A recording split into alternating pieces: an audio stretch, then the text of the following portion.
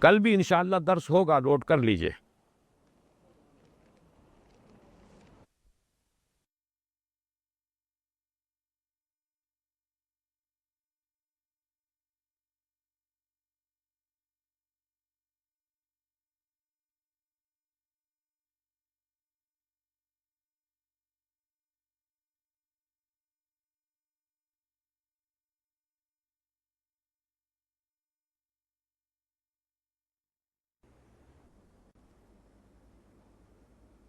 Time تو نہیں ہوا وہ ابھی تو نہیں کیوں کر رہا کمپیوٹر نحمده ونصلي على رسوله الكريم اما بعد فاعوذ بالله من الشيطان الرجيم بسم الله الرحمن الرحيم يسبح لله ما في السماوات وما في الأرض له الملك وله الحمد وهو على كل شيء قدير هو الذي خلقكم فمنكم كافر ومنكم مؤمن والله بما تعملون بصير خلق السماوات والأرض بالحق وصوركم فأحسن صوركم وإليه المصير يعلم ما في السماوات والأرض ويعلم ما تسرون وما تعلنون والله عليم بذات الصدور ألم يأتكم نبأ الذين كفروا من قبل فذاقوا وبال أمرهم ولهم عذاب أليم ذلك بأنه كانت تأتيهم رسلهم بالبينات فقالوا أبشر يهدوننا فكفروا وتولوا واستغنى الله والله غني حميد زعم الذين كفروا أن لن يبعثوا قل بلى وربي لتبعثن ثم لتنبؤن بما عملتم وذلك على الله يسير فآمنوا بالله ورسوله والنور الذي أنزلنا والله بما تعملون خبير يوم يجمعكم ليوم الجمع ذلك يوم التغابن ومن يؤمن بالله ويعمل صالحا يكفر عنه سيئاته ويدخله جنات تجري من تحتها الأنهار خالدين فيها أبدا ذلك الفوز العظيم والذين كفروا وكذبوا بآياتنا أولئك أصحاب النار خالدين فيها وبئس المصير صدق الله العظيم رب اشرح لي صدري ويسر لي أمري واحلل عقدة من لساني يفقهوا قولي اللهم ربنا ألهمنا رشدنا وأعذنا من شرور أنفسنا اللهم أرنا الحق حقا وارزقنا اتباعه وأرنا الباطل باطلا وارزقنا اجتنابه اللهم ربنا نور قلوبنا بالإيمان واشرح صدورنا للإسلام ووفقنا لما تحب وترضى آمین یا رب العالمین۔ سورہ تغابن کا یہ پہلا رکوع جو ابھی تلاوت کیا گیا ہے، جیسے کہ اس سے قبل وضاحت کی جا چکی ہے کہ کل 10 آیات پر مشتمل ہے، اور ان میں مضامین کی تقسیم اور ترتیب اس طرح ہے کہ پہلی 7 آیات میں ایمانیات ثلاثہ یعنی توحید، رسالت اور معاد کا بیان ہے، ایک نیریٹو انداز میں، اور اس کے بعد کی 3 آیات میں کلمہ فا کے ساتھ شروع ہو کر نہایت زوردار دعوت آئی ہے ایمان لانے کی۔ یہ بات بھی عرض کی جا چکی ہے کہ پہلی 7 آیات میں تقسیم یوں ہے کہ 4 آیات ذات و صفات باری تعالیٰ کے بیان پر، یا یوں کہیے کہ ایمان باللہ کی تشریح پر مشتمل ہے، پھر 2 آیات ایمان بالرسالت کے ضمن میں اہم مضامین پر مشتمل، پھر 1 آیت وہ ہے کہ جو بڑے ہی پرجلال انداز میں، خطابی اور اذعانی انداز میں ایمان بالآخرہ یا معاد کے ذکر پر مشتمل ہے۔ البتہ یہ ترتیب پھر الٹ جاتی ہے جب دعوت ایمان کا مسئلہ سامنے آئے گا تو ایمان باللہ اور ایمان بالرسالت ان دونوں کو ایک آیت سے بھی کم میں جمع کر لیا گیا، اور دو طویل آیات بلکہ پہلی آیت کا بھی ایک حصہ جو ہے وہ پھر ایمان بالآخرہ کے تذکرے پر اور اس پر ایمان اور اس کی اہمیت کے بیان پر مشتمل ہے۔ پہلی 4 آیات کا مطالعہ کل مکمل کر چکے ہیں، بلکہ جو دوسرا حصہ ہے جو ایمان بالرسالت و نبوت سے بحث کرتا ہے اس کی بھی ایک آیت پر ہم کل غور کر چکے۔ البتہ چونکہ اس مضمون کو آگے بڑھانا ہے لہٰذا اس کا اعادہ ضروری ہے۔ الم یاتکم نبأ الذین کفروا من قبل، کیا نہیں آ چکی تمہارے پاس خبریں؟ نبا کہتے ہیں اہم خبروں کو، بڑی اہم خبریں ان لوگوں کی کہ جنہوں نے کفر کیا تھا پہلے، یعنی یہ وہ اقوام جن کے طرف اللہ تعالیٰ نے اولو العزم من الرسل جلیل القدر پیغمبروں کو مبعوث کیا، اور ان اقوام نے ان کی دعوت کو قبول کرنے سے انکار کیا، ان کی دعوت کو رد کر دیا، جس کی پاداش میں پھر انہیں عذاب استیصال کا نوالا بنا دیا گیا، نسیم منسیہ کر دیا گیا، ایسے کر دیا گیا کہ گویا کہ وہ کبھی تھے ہی نہیں۔ کَأَن لَّمْ يَغْنَوْا فِيهَا لا یرا الا مساکنہم، اب ان کے مسکن اور کھنڈر نظر آتے ہیں، ان میں رہنے والوں کا نام و نشان بھی باقی نہیں رہا۔ فرمایا الم یاتکم نبأ الذین کفروا من قبل فذاقوا وبال امرہم، تو انہوں نے چکھ لیا اپنے کیے کا مزہ، اس کی سزا، اس کی پاداش کو چکھ لیا۔ اس سے وہ عذاب استیصال مراد ہے کہ جس کا میں ذکر کر چکا ہوں، لیکن آیت خبر ہوتی ہے، ختم ہوتی ہے وَلَهُمْ عَذَابٌ أَلِيمٌ، اور ان کے لیے ہے دردناک عذاب۔ اصل عذاب جو ہے وہ آخرت کا ہے، وہ ہے کہ جو اصلاً ان کے اصل کرتوتوں کا پورا بدلہ بنے گا۔ یہ تو گویا کہ وہی انباء الرسول کے جو مکی صورتوں میں بہت ہی تفصیل کے ساتھ اور تکرار اور اعادہ کے ساتھ بیان ہو چکے ہیں، ان کو ایک آیت میں یہاں سمو لیا گیا۔ اس کے بعد فرمایا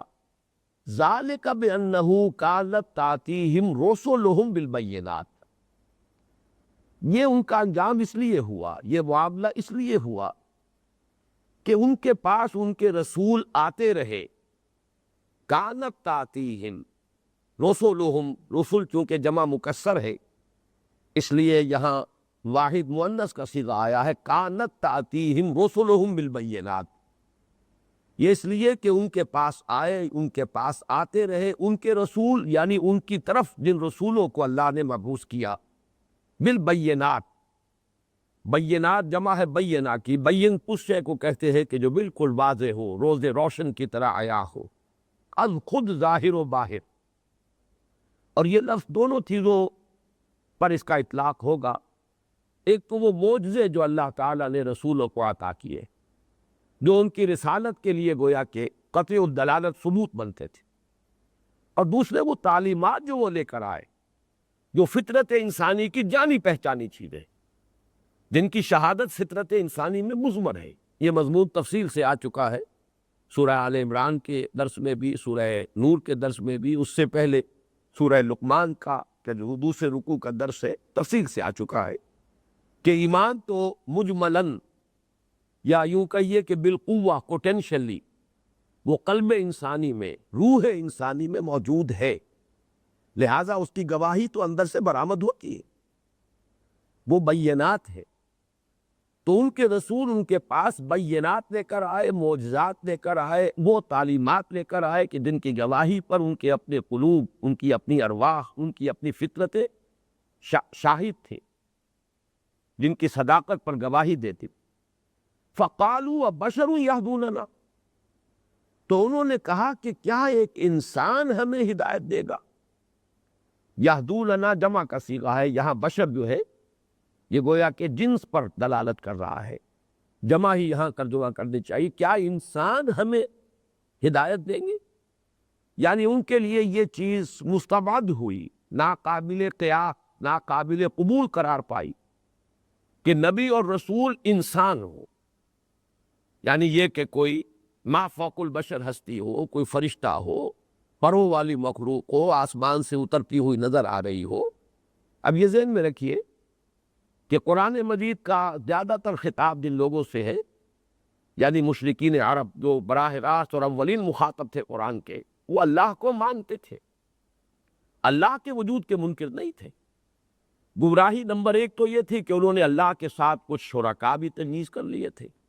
شرک کرتے تھے، کچھ ہستیوں کے کو ان کے نائب کی حیثیت سے یا اس کے ہاں شفیع کی حیثیت سے گھڑ لیا تھا، اور دوسرے یہ کہ قیامت کے بارے میں بھی انہیں شکوک و شبہات تھے، رسالت سے بھی وہ بالکل ناواقف ہو چکے تھے، اس لیے کہ یہ وہ لوگ ہیں کہ جن میں یوں سمجھیے کہ 2000 برس سے تقریباً کوئی نبی آئے نہیں۔ حضرت اسماعیل کی اولاد ہیں یہ لوگ،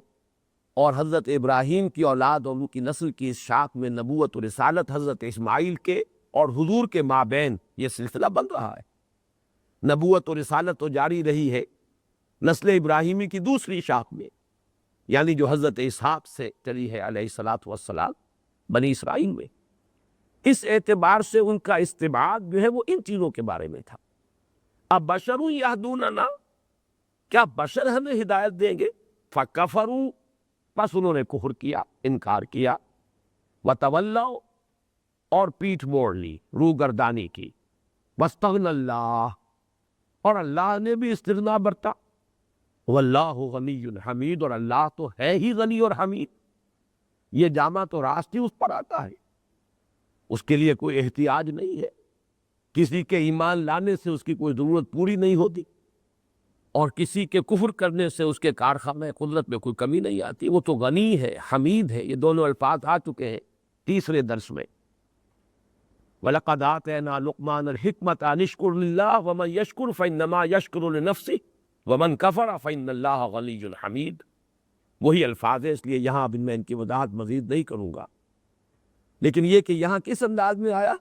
جب انہوں نے کفر کیا اور روگردانی کی، پیٹھ موڑ لی، تو اللہ نے بھی ان کی جانب سے اپنی شفقت اور عنایتوں کا رخ موڑ دیا۔ اللہ نے بھی ان سے ایک طرح سے اپنا رخ پھیر دیا۔ واستغنى اللہ، اللہ نے بھی شان استغنا کا مظاہرہ فرمایا، واللہ غنی حمید، اور اللہ تو ہے ہی غنی اور حمید، اسے کوئی احتیاج نہیں۔ اس آیہ مبارکہ میں جو اہم نقطہ آیا ہے اس پر ذرا ہمیں غور کر لینا چاہیے۔ انبیاء اور رسول کے باب میں سب سے بڑی ٹھوکر جو انسان نے کھائی ہے وہ یہی ہے کہ چونکہ وہ انسانوں میں سے ہوتے تھے، لہذا ان کی بشریت آڑے آتی تھی ان پر ایمان لانے میں۔ اور اس کے ضمن میں یہ بات واضح طور پر سمجھ لیجئے کہ وہ جو ایک بڑا پیارا شعر ہے کہ کچھ تو ہوتے ہیں محبت میں جنوں کے آثار، اور کچھ لوگ بھی دیوانہ بنا لیتے ہیں۔ ایک تو یہ کہ واقعتاً انسان کے لیے اس بات کو تسلیم کرنا بظاہر کسی قدر مشکل ہے، فی الواقع اللہ کا رسول، اللہ کا فرستادہ، اللہ کا پیغامبر، اور وہ عام انسان ہو، کچھ تو یقیناً اس میں لوگوں کے لیے ایک اجنبیت ہے، انسانوں کے لیے اللہ تعالیٰ وراء الورا، وراء الورا ثم وراء الورا ہستی ہے، تو اس کا رسول، اس کا فرستادہ، اس کا پیغامبر، اس کا ایلچی بھی کچھ تو مختلف ہونا چاہیے۔ جیسے کہ دنیا کا دستور ہے، جتنے بڑے شہنشاہ کا سفیر ہوگا اتنی ہی زیادہ شان و شوکت کے ساتھ اس کا ورود ہوگا۔ ایک مناسبت ہوتی ہے، جس بادشاہ کا کوئی ایلچی ہے، پیغامبر ہے، اسی کسی مناسبت کے شان و شوکت کے ساتھ وہ آتا ہے۔ لہٰذا یہ ایک درجے میں بات سمجھ میں آتی ہے کہ ایک استبعاد سا ہے اس میں، یقیناً قبول کرنے میں کچھ نہ کچھ رکاوٹ آتی، لیکن اصل میں اس کو ایکسپلائٹ کیا ہے ان کے سرداروں نے، ان کے چودھریوں نے، اس لیے کہ ان کی سرداری کے لیے در حقیقت ایک خطرے کی شکل اختیار کرتے تھے انبیاء و رسول۔ اگر ان کی طرف لوگوں کا رجوع ہو جائے تو ان کی سیادت، ان کی چودراہٹ، ان کی قیادت، ظاہر بات ہے کہ اس کا دسترخوان جو ہے لپٹ جائے گا، اس کی بساط لپٹ جائے گی۔ لہذا قرآن مجید میں اکثر و بیشتر جگہوں پر آپ دیکھیں گے انبیاء اور رسول کے تذکرے میں کہ قال الملأ قومه، قال ملأ الذین کفروا من قومه، کہا سرداروں نے ان کی قوم میں سے، یہ در حقیقت وہ سردار اور وہ چودھری اور وہ قائدین وہ ہے کہ جنہوں نے پھر اس کو ایکسپلائٹ کیا، اس کو بہانہ بنایا اور لوگوں کو ورغلایا کہ کیسے ممکن ہے کہ اللہ کا رسول اور وہ ایک عام انسان کی طرح بازاروں میں چلتا پھرتا ہو، ضرورت کی چیزیں خرید رہا ہو، اور یہ کہ وہ انسانوں کی طرح کھانا کھاتا ہو، اسے بھی پیاس لگتی ہو، اسے بھی بھوک لگتی ہو، اس کے بھی بال بچے ہو، وہ بھی اہل و عیال والوں، کیسے ممکن؟ چنانچہ میں اس کی چند مثالیں آپ حضرات کے سامنے سورہ مومنون میں خاص طور پر یہ مضمون تکرار اور اعادہ کے ساتھ آیا ہے، بڑی وضاحت کے ساتھ۔ حضرت نوح کے بارے میں فرمایا گیا قال الملأ الذین کفروا من قومہ، کہا اس کی قوم کے ان سرداروں نے جنہوں نے کفر کیا تھا، ما ھذا الا بشر مثلکم یرید ان یتفضل علیکم، نہیں ہے یہ یعنی حضرت نوح علیہ السلام ایک بشر تم جیسا، وہ یہ چاہتا ہے کہ تمہارے اوپر بالادستی حاصل کرے، یہ نبوت کا ڈھونگ اس نے اس لیے رچایا ہے، تمہاری سیادت اور قیادت کا یہ شوقین ہے، چاہتا ہے کہ تم اس کی سیادت اور قیادت کو تسلیم کرو۔ یرید ان یتفضل علیکم ولو شاء اللہ لانزل ملائکہ، اور اگر اللہ واقعی چاہتا کسی کو رسول اور پیغامبر بنا کر بھیجنا تو وہ فرشتوں کو نازل کر سکتا تھا۔ اب یہ بات جو ہے میں اس لیے عرض کر رہا ہوں کہ ہمیں سمجھنا چاہیے کہ واقعتاً جیسے ایک جگہ پر آیا فاستخف قومہ،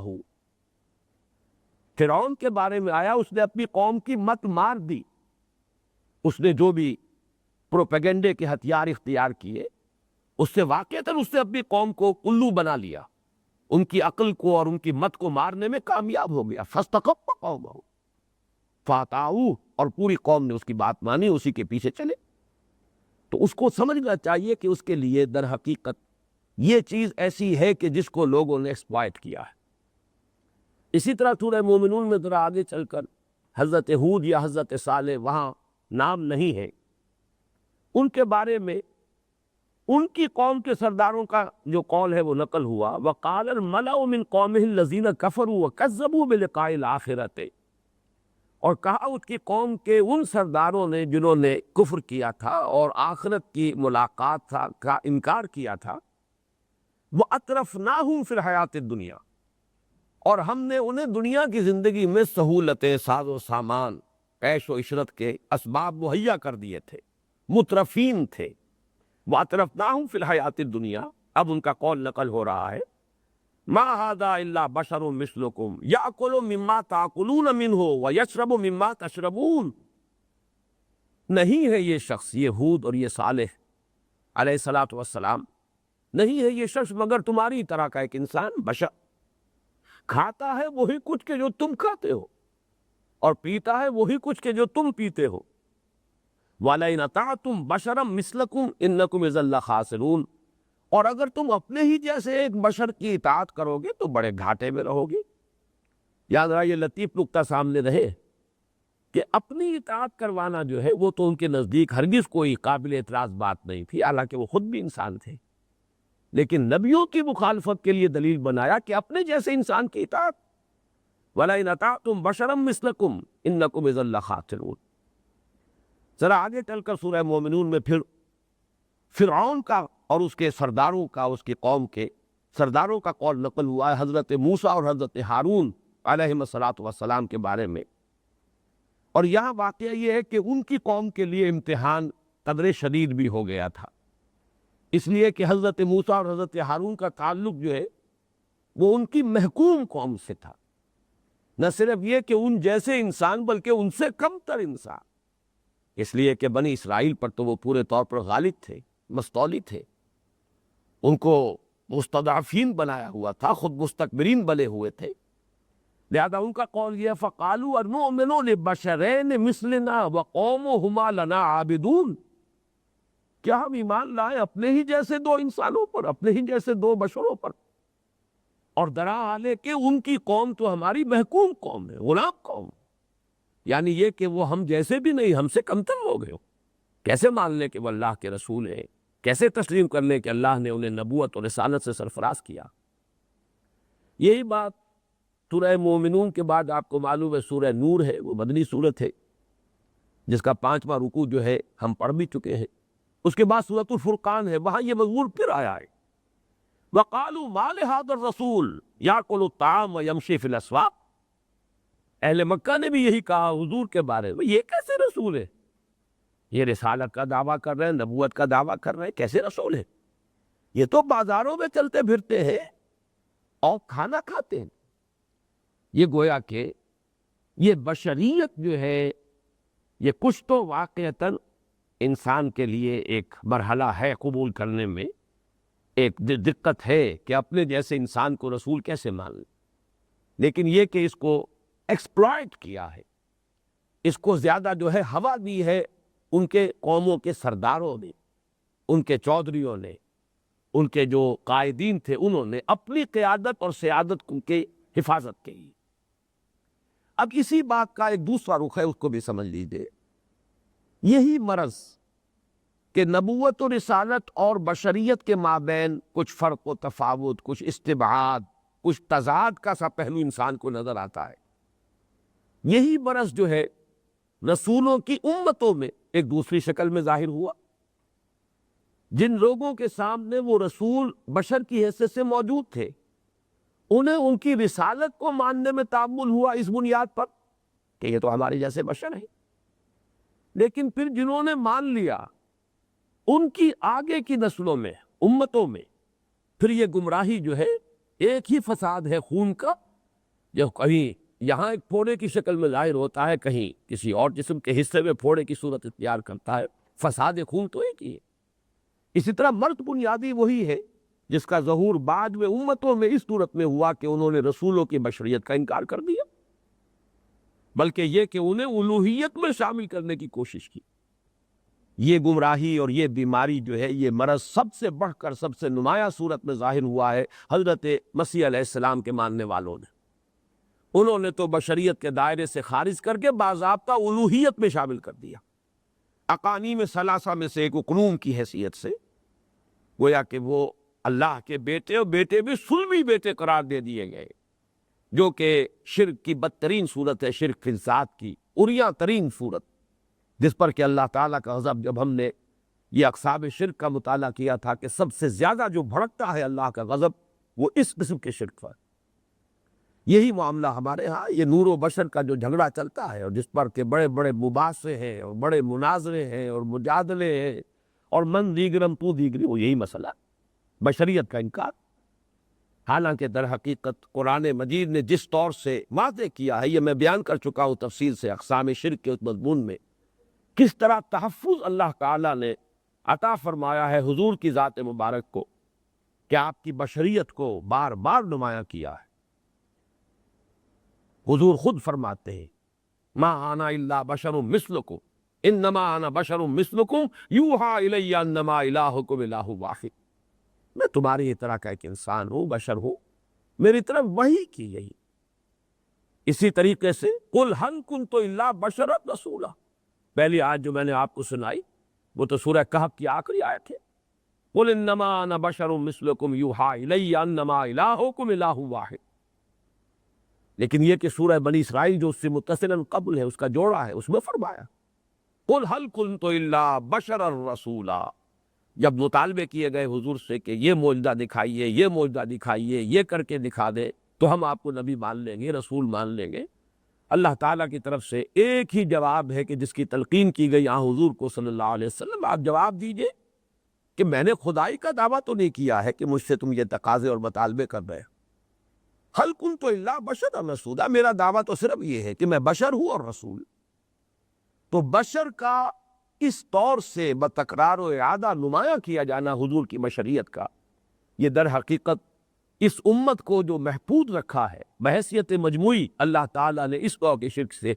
یہ اس کا ذریعہ ہے، یہ اس کا ایک سبب بن گیا ہے. الحمدللہ علی ذالک. البتہ یہ ضرور نوٹ کیجئے کہ اس کو دوسری انتہا تک پہنچا دینا بھی صحیح نہیں. بالکل اپنے جیسا انسان زدم زدہ میں اور انتہا پسندی میں ایک کے مقابلے میں دوسری ایکسٹریم پر چلے جانے کا معاملہ جو ہے یہ ہوتا ہے عام طور پر، اور یہ ہمارے معاشرے کے اندر بھی اس کے شواہد موجود ہیں. اس لیے کہ بعض احادیث میں حضور کا اپنا یہ فرمان ہے، صحیح احادیث ہے، صحیح ہے ان کی روایت ہے، ایکم مثلی، تم میں سے کون ہے مجھ جیسا؟ معلوم ہوا کہ یہاں ایک اعتبار سے نفی ہو رہی ہے، اور خاص طور پر آپ کے علم میں ہے کہ جب یہ پے بپے متواتر روزہ رکھنا جو ہے، کہ آج روزہ رکھا اور شام کو افطار نہیں کیا، وہی روزہ مسلسل چل رہا ہے رات بھر بھی اگلے دن بھی، تو جس کو تواصل کہتے ہیں، صوم وصال، جوڑ دینا روزوں کو، ایک سے زائد روزوں کو ملا دینا آپس میں، مسلسل یہ روزے کی کیفیت، اس سے حضور نے صحابہ کو منع کیا۔ تو بعض حضرات نے ہمت کر کے جرأت سے کام لے کر عرض کیا، انک لتواصل، حضور آپ خود تو کرتے ہیں، آپ خود تو یہ صوم وصال رکھتے ہیں اور ہمیں روکتے ہیں، جس پر آپ نے فرمایا ایکم مثلی، تم میں سے کون ہے مجھ جیسا؟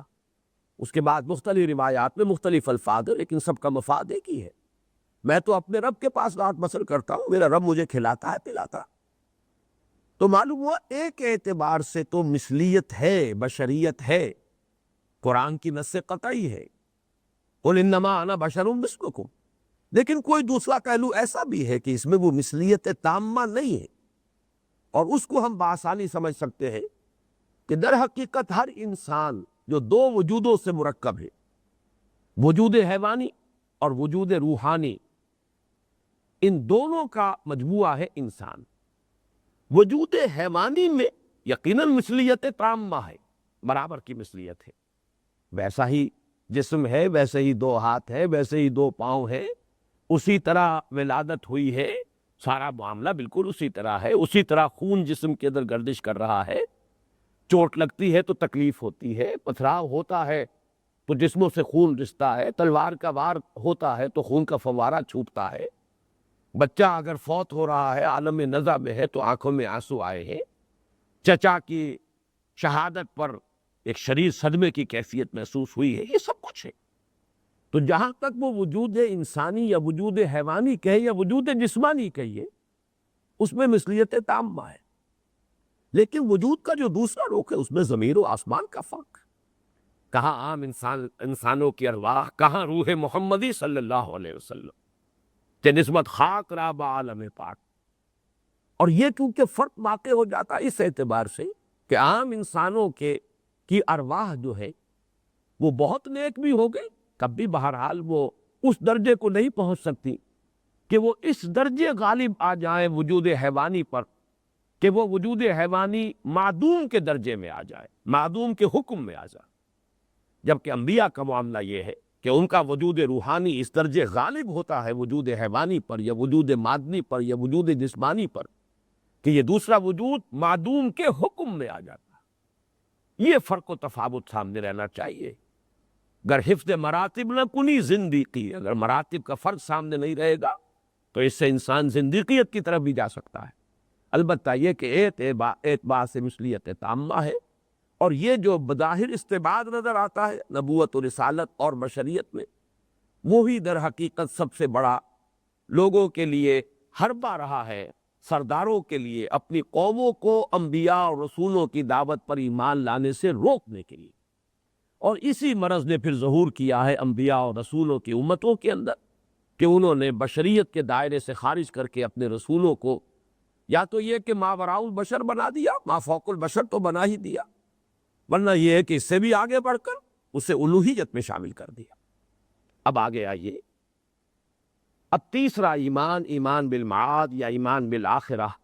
جس پر کہ یہاں اس مجموعے میں صرف ایک آیت آ رہی، زعم الذین کفروا ان لن یبعثوا قل بلا وربی لتبعثن ثم لتنبؤن بما عملتم وذلک علی اللہ یسیر۔ مغالطہ ہو گیا ہے، غلطی لگی ہے، غلط دعویٰ کر رہے ہیں وہ لوگ کہ جنہوں نے کفر کیا، اللہ یبعثوا کہ انہیں ہرگز نہیں اٹھایا جائے گا، وہ ہرگز نہیں اٹھائے جائیں گے، بعث بعد الموت انہونی بات ہے ہیہات لما توعدون۔ قل اے نبی کہہ دیجئے بلا، کیوں نہیں، وربی اور مجھے اپنے رب کی قسم ہے، لَتُبْعَثُنَّ، تم لازماً اٹھائے جاؤ گے، ثُمَّ لَتُنَبَّؤُنَّ بِمَا عَمِلْتُم، پھر لازماً تمہیں جتلا دیا جائے گا جو کچھ کہ تم نے کیا ہوگا۔ وَذَلِكَ عَلَى اللَّهِ يَسِيرٌ، اور یہ اللہ پر بہت آسان ہے۔ تمہیں مشکل نظر آتا ہے، مستبعد نظر آتا ہے، محال نظر آتا ہے، لیکن حقیقتاً یہ نہایت آسان، اللہ پر بہت آسان۔ اب یہاں ذرا یہ نوٹ کر لیجئے کہ ایمان بالآخرہ بظاہر تو یہاں اس مجموعے میں صرف ایک آیت اس کے بیان میں آئی، لیکن اگر غور کریں گے تو جیسا کہ میں نے کل بھی اشارے کیے تھے اور آج میں چاہتا ہوں کہ صراحت کے ساتھ گنوا دوں، اب تک کی جو ہم نے 6 آیتیں پڑھی ہیں ان میں 6 ہی مرتبہ اشارے ہو چکے ہیں آخرت کی طرف۔ اس کی وجہ یہ ہے کہ اصل میں ایمانیات ثلاثہ میں سے اہمیت کے اعتبار سے یہ ترتیب سامنے رہنی چاہیے کہ نظری اعتبار سے، اصولی اعتبار سے، علمی اعتبار سے اصل ایمان ایمان باللہ ہے۔ بقیہ دونوں ایمانیات، ایمان بالرسالت، ایمان بالآخرت، یہ ایمان باللہ ہی کی توسیع ہے، ایکسٹینشن ہے، کرولریز ہے، اسی کے ضمن میں۔ ایمان بالرسالت کیا ہے؟ اللہ کی صفت ہدایت کی توسیع ہے۔ ایمان بالآخرہ کیا ہے؟ اللہ کی صفت عدل کی توسیع۔ اصل ایمان تو ایمان باللہ ہے۔ یہی وجہ ہے کہ ایمان مجمل میں صرف ایمان باللہ کا لفظ آئے، آمنت باللہ کما ہوا باسمائہ و صفاتہ و قبلت جمیع احکامہ، اقرار باللسان و تصدیق بالقلب۔ لیکن جہاں تک انسان کے عمل پر اثر انداز ہونے کا تعلق ہے، سب سے زیادہ مؤثر ایمان ایمان بالآخرہ ہے۔ اس کی گرفت انسان کے اعصاب پر اگر ہوگی تو انسان سیدھا رہے گا، اس کی روش درست رہے گی، طرز عمل صحیح ہوگا۔ جہاں اس کی گرفت ڈھیلی ہوئی کسی سبب سے، یا تو کوئی شفاعت باطلہ کا تصور آ جائے کہ ہے ہمیں کوئی چھڑانے والے، یا اللہ تعالیٰ کی شان غفاری ہی پر دھوکہ کھا جائے، اللہ تو بڑا بخشنے والا ہے، نکتہ نوار ہو، یا یہ کہ اپنی کوئی نسبت، ہم تو فلاں کی اولاد میں تھے، ابراہیم کی نسل تھے، یا ہم تو فلاں کے امتی ہیں، جو کچھ بھی ہے لیکن تیرے محبوب کی امت نے۔ کسی بھی اعتبار سے اگر ایمان بالآخرہ کی گرفت کمزور ہو جائے گی، محاکمے کا خوف کم ہو جائے گا، تو انسان کے عمل پر اس کا اثر مترتب ہوگا اور پھر ڈھیلا ہو جائے گا انسان۔ اس لیے کہ محض حلال پر اکتفا کرنا اور حرام سے اجتناب کرنا اور پھر فرائض دینی جن میں سے ایک بڑھ کر کٹھن ہے، ان کا پورا کرنا آسان کام نہیں ہے، جب تک کہ یہ محاسبہ اخروی جو ہے اس کا احساس متحرک نہ رہے اور اس کی گرفت جو ہے انسان پر نہ۔ تو اس وجہ سے عملی اعتبار سے اہم ترین ایمان ایمان میں آخرہ ہے۔ یہاں ضمنی طور پر نوٹ کر لیجئے، قانونی اور فقہی اعتبار سے اہم ترین ایمان ایمان میں رسالت ہے۔ کوئی شخص کتنا ہی بڑا موحد ہو، کوئی شخص کتنا ہی آخرت پر یقین رکھتا ہو، نبی کو نہیں مانتا، رسول پر ایمان نہیں لاتا تو کافر قرار پائے گا۔ لہذا قانونی اور فقہی اعتبار سے اصل ایمان ایمان میں رسالت ہے۔ ایمان کا لفظی جو ہے تصدیق کے لیے آتا، ایمان بے با کے ساتھ یا لام کے ساتھ اس کے لفظی معنی ہے تصدیق کرنا۔ تصدیق و بما جاء بہ النبی صلی اللہ علیہ وسلم، یہ ایمان کی ڈیفینیشن ہے۔ تصدیق اس شے کی جو لائے ہیں نبی صلی اللہ علیہ وسلم، یہ ایمان۔ تو قانونی اور فقہی اعتبار سے اصل ایمان ایمان بالرسالت، علمی، نظری، فکری، اصولی اعتبار سے کل ایمان ایمان باللہ، توحید۔ لیکن عملی اعتبار سے انسان کے اخلاق پر، اس کے اعمال پر سب سے زیادہ اثر انداز ہونے کے اعتبار سے اہم ترین ایمان ایمان بالآخرہ۔ یہی وجہ ہے کہ دیکھیے اس سورہ مبارکہ میں بڑی نمایاں مثال آ رہی۔ پہلی آیت میں تھا یسبح للہ ما فی السماوات و ما فی الارض لہ الملک، کل پادشاہی اسی کی،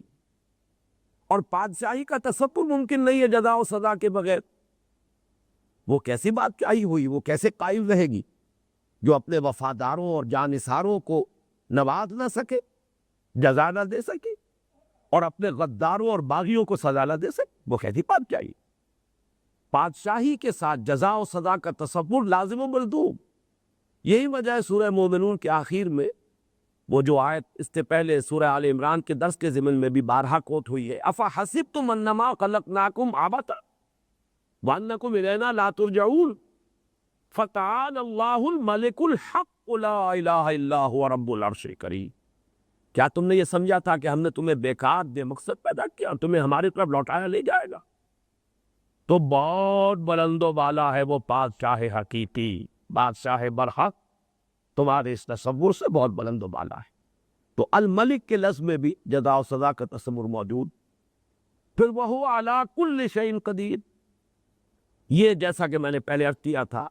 اس میں ازالہ ہے اس وسوسہ شیطانی کا کہ کیسے پیدا کرے گا اللہ؟ جب ہماری ہڈیاں گل سڑ جائیں گی، مٹی ہو کر مٹی میں مل جائیں گے، اذا متنا وکلنا ترابا ذالک رجع بعید، بڑی دور کی بات ہے ہاتھ لما توعدون۔ اس کا ازالہ ہے وہو علی کل شیء قدیر۔ پھر دوسری آیت ختم ہوئی تھی واللہ بما تعملون بصیر، جو کچھ تم کر رہے ہو اللہ دیکھ رہا ہے۔ یہ دیکھنا کس لیے؟ اس میں در حقیقت وہ دونوں رخ موجود ہے، غور کیجئے۔ کبھی آپ اپنے کسی چھوٹے کو، برخوردار کو، کسی بچے کو، بیٹے کو غضب آلود انداز میں کہتے ہیں ہم تمہاری ہر حرکت دیکھ رہے، تم ہماری نگاہ میں ہو۔ اب اس میں غضب ہے، غصہ ہے، محاسبے کا۔ اور کبھی کہا جاتا ہے کسی جانثار کی دلجوئی کے لیے آپ جو کچھ کر رہے ہیں، میرے لیے آپ جو کچھ کر رہے ہیں وہ مجھے میرے علم میں ہے، میں جانتا ہوں آپ نے جو کچھ کیا ہے۔ کوئی بادشاہ کہے کہ آپ کی خدمات ہمارے علم میں ہے، ہماری نگاہ میں ہے۔ در حقیقت یہ دونوں واللہ بما تعملون بصیر، اس کا تعلق اسی جزا و سزا سے۔ پھر آگے چلیے، تیسری آیت ختم ہوئی تھی وَإِلَيْهِ الْمَصِيرُ، یہ تو صراحتاً اسی کی طرف لوٹ کر جانا ہے۔ خلق السماوات والارض بالحق، تفصیل سے ہم دیکھ چکے ہیں کہ یہی تو سب سے بڑی دلیل ہے کہ اللہ نے یہاں کوئی چیز بے مقصد پیدا نہیں کی۔ تو انسان میں نیکی اور بدی کی جو تمیز مدیت کی ہے، کیا وہ بے مقصد ہے؟ کوئی نتیجہ نہیں نکلے گا؟ کیسے ممکن؟ سبحانک فقنا عذاب اللہ، ربنا ما خلقت ھذا باطلا سبحانک فقنا عذاب اللہ۔ تو یہاں اسی کا نتیجہ نکالا وَإِلَيْهِ الْمَصِيرُ، اسی کی طرف لوٹنا ہے۔ پھر چوتھی آیت جو اللہ تعالیٰ کے علم کو 3 ڈائمنشنز میں بہتے ہوئے لائی ہے، اس کا تذکرہ کر رہی ہے۔ علم کس بھی ہے؟ علم بھی در حقیقت جزا و سزا کے لیے۔ ہم جانتے ہیں تمہارا کوئی عمل ہماری نگاہوں میں پوشیدہ نہیں، تمہارا ظاہر بھی ہمارے سامنے، باطن بھی ہمارے سامنے، تمہاری نیت اور ارادے بھی ہمارے علم میں ہیں، تمہارے سینے کے صندوق کے اندر جو کچھ بھرا ہوا ہے، خواہ تمہیں اس کا شعور ہونا ہو ہمیں ہمارے علم میں۔ یہ سارا بھی در حقیقت اسی انداز میں، اس میں وہی زجر کا اور انذار کا اور تنبیہ کا پہلو موجود ہے۔ اور پھر یہ کہ 5ویں آیت میں لفظ آیا تھا وَلَهُمْ عَذَابٌ عَلِيمٌ، رسالت کے ضمن میں أَلَمْ يَأْتِكُمْ نَبَأُ الَّذِينَ كَفَرُوا مِنْ قَبْلُ فَذَاقُوا وَبَالَ أَمْرِهِمْ وَلَهُمْ عَذَابٌ عَلِيمٌ۔ یہ عذاب العلیم، یہ آخرت کے ذکر تو رات تھا۔ تو معلوم ہوا کہ یہ جو 6 آیتیں تھیں، اگرچہ وہاں اصل بحث ہے ذات و صفات باری تعالیٰ کی یا نبوت و رسالت کو، لیکن ہر آیت میں، ہر جگہ پر یہ ایمان بالآخرہ کا مضمون مضمر ہے، موجود ہے۔ اب یہ ایک ہی آیت آئی ہے زعم الذین کفروا ان لن یبعثوا قل بلی وربی لتبعثن ثم لتنبؤن بما عملتم۔ اس کو کہا جاتا ہے خطابی انداز، اذعانی انداز۔ یہاں کوئی دلیل نہیں ہے، اعتراف کیا جا سکتا دلیل کیا ہے؟ یہ لوگ کہتے ہیں کہ انہیں اٹھایا نہیں جائے گا، کہہ دیجئے لازماً مجھے میرے رب کی قسم ہے تم اٹھائے جاؤ گے، دلیل تو کوئی نہیں۔ اسی لیے اس کو دلیل خطابی کیسے؟ یہ دلیل منطقی نہیں ہے، اس میں کوئی دلیل عقلی موجود نہیں ہے، دلیل خطابی۔ اس قسم کی دلیل میں اصل وزن جو ہوتا ہے وہ جو متکلم ہے اس کی شخصیت کا ہوتا، کون کہہ رہا ہے۔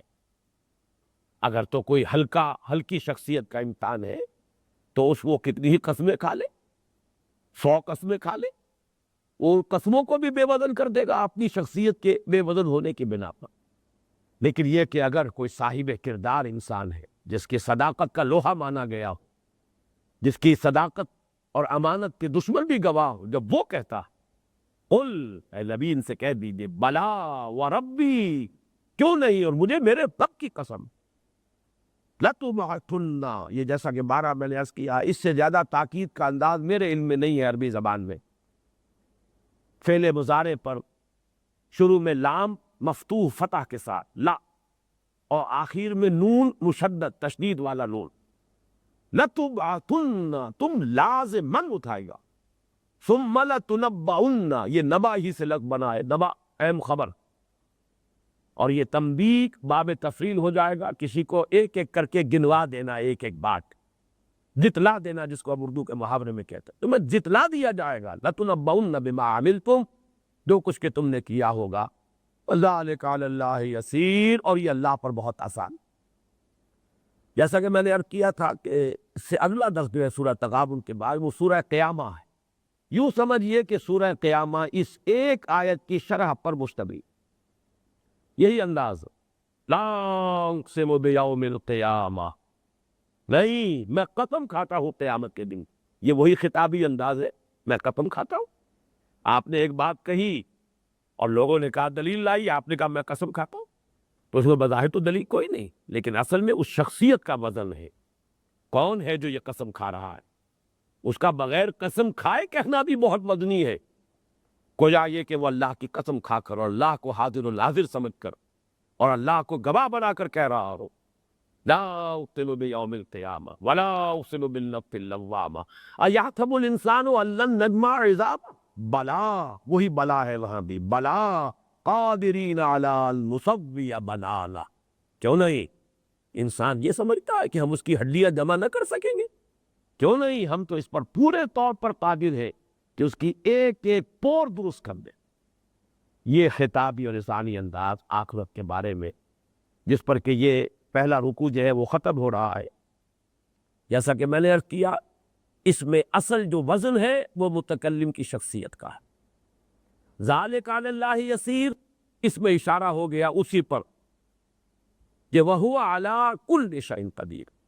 یہ تمہیں مشکل نظر آتا ہے، تمہیں مستبد نظر آتا ہے، تمہیں بہت بھاری نظر آتا ہے، اس کے لیے قرآن مجید پھر استشہاد دیتا۔ سورہ قیامہ ختم ہوئی ہے اسی پر، خود اپنے وجود میں غور کرو، ایحسب الانسان ان یترک سدی، اس کا میں نے کل بھی حوالہ دیا تھا، وَصَوَّرَكُمْ فَأَحْسَنَ صُوَرَكُمْ، اللہ نے تمہاری نقشہ کشی کی ہے، اور کتنی عمدہ نقشہ کشی کی ہے، کتنا اچھا تمہارا جو ہے ناک نقشہ بنایا ہے، تمہارے اعضاء و جوارح میں کیا توازن رکھا ہے، یہ خود اپنی جگہ پر ایک معجز نما جو ہے تخلیق ہے۔ تو کیا تم سمجھتے ہو کہ انسان کو ایسے ہی پھینک دیا جائے گا ردی شے سمجھ کر، ہمارے پاس واپس نہیں آؤ گی؟ اس کے بعد فرمایا الم یک نطفۃ من منی یمنی ثم کان علقۃ فخلق فسوی فجعل منہ الزوجین الذکر والانثی، انسان خود اپنے اوپر غور کرے، کیا نہیں تھا ایک گندے پانی کی بوند جو ٹپکائی گئی، پھر وہ ایک لوتھڑا اور ایک بزغہ بنا، اور پھر یہ کہ اسی سے اللہ نے زوجین بنا لی، وہی سے کوئی مذکر بن گیا، کوئی مؤنث بن گئی، کوئی لڑکا بن گیا، کوئی لڑکی بن گئی۔ الیس ذالک بقادر علی ان یحیی الموتی، کیا وہ ہستی اس پر قادر نہیں ہوگی کہ مردوں کو زندہ کر دے؟ یہ جو انداز ہے، اور اسی کے لیے میں صرف اشارہ کر دوں گا، اس وقت ختم ہو رہا ہے، یہاں چونکہ لفظ قل آیا ہے، اے نبی کہیے، قل بلا وربی لتبعثن، اس پر حضور نے جس انداز میں عمل کیا ہے، ظاہر بات ہے کہ حضور کے سارے خطبات کو ہمارے پاس محفوظ نہیں ہے، لیکن بالکل ابتدائی جو عہد ہے آپ کے دعوت کا، جو ابتدائی دور ہے، اس کا ایک خطبہ آیا ہے، وہ خطبہ میں نے اپنے کتابچے میں دعوت اللہ میں نقل کیا ہے پورا، اور یہ کہ اب اس کا انگریزی ترجمہ بھی الحمدللہ کہ شائع ہو گیا ہے، جس میں کہ حضور نے صلی اللہ علیہ وسلم تمہید میں تو اپنی گواہی پیش کی ہے اپنی شخصیت کی، کہ کوئی شخص تم نے نہیں دیکھا ہوگا کہ کسی قافلے کا رہنما اسے دھوکہ دے دے، ان الرائد لا یکذب اہلہ واللہ لو کذبت الناس جمیعا ما کذبتکم ولو غررت الناس جمیعا ما غررتکم، تم نے کبھی نہیں دیکھا ہوگا کہ کوئی قافلے کا رہنما ہی اسے دھوکہ دے دے، غلط راستے پر ڈال دے، وہ ہم کبھی ان سے جھوٹ بولے، خدا کی قسم اگر میں پوری نوع انسانی سے جھوٹ بول سکتا تب بھی کبھی تم سے جھوٹ نہ بولتا، اور اگر میں پوری نوع انسانی کو دھوکہ دے سکتا تب بھی تمہیں کبھی دھوکہ نہ دیتا۔ اس کے بعد دیکھیے واللہ الذی لا الہ الا ہو، ایک جملے میں توحید، اس اللہ کی قسم جس کے سوا کوئی معبود نہیں، ایک جملے میں رسالت، انی لرسول اللہ الیکم خاصۃ و الی الناس کافۃ، میں یقیناً اللہ کا رسول ہوں تمہاری طرف خاص طور پر اور پوری نوع انسانی کی طرف عام طور پر۔ اور اب سارا بیان آخرت کا ہے، واللہ لتموتن کما تنامون، وہی صیغے، لام مقطوع اور نون مشدد، تم لازماً مر جاؤ گے سب کے سب جیسے کہ روزانہ رات کو سو جاتے ہو۔ ثم لتبعثن کما تستيقظون، پھر لازماً اٹھا لیے جاؤ گے، ایک صبح قیامت آئے گی کہ اس میں اٹھا لیے جاؤ گے جیسے روزانہ صبح کو بیدار ہو جاتے۔ ثم لتحسبن بما تعملون، پھر لازماً تمہارا حساب لیا جائے گا جو کچھ کہ تم کر رہے ہو۔ ثم لتجزون بالاحسان احسانا وبالسوء سوءا، پھر تمہیں لازماً بدلہ مل کر رہے گا، بھلائی کا بھلا برائی کا برا۔ وَإِنَّهَا لَجَنَّةٌ أَبَدًا أَوْ لَنَارٌ أَبَدًا، اور وہ یا تو جنت ہے ہمیشہ ہمیش کے لیے اور یا آگ ہے ہمیشہ ہمیش کے لیے۔ یہ جو خطبہ نبوی ہے علی صاحب الصلاۃ والسلام، اسی کا انداز ہے اب اگلی 3 آیات میں، جن میں کہ دعوت ایمانی وارد ہو رہی ہے، جس کا انشاءاللہ اگلی نشست میں ہم مطالعہ کریں گے۔ بارک اللہ لی ولکم فی القرآن العظیم ونفعنی وإیاکم بالآیات والذکر الحکیم۔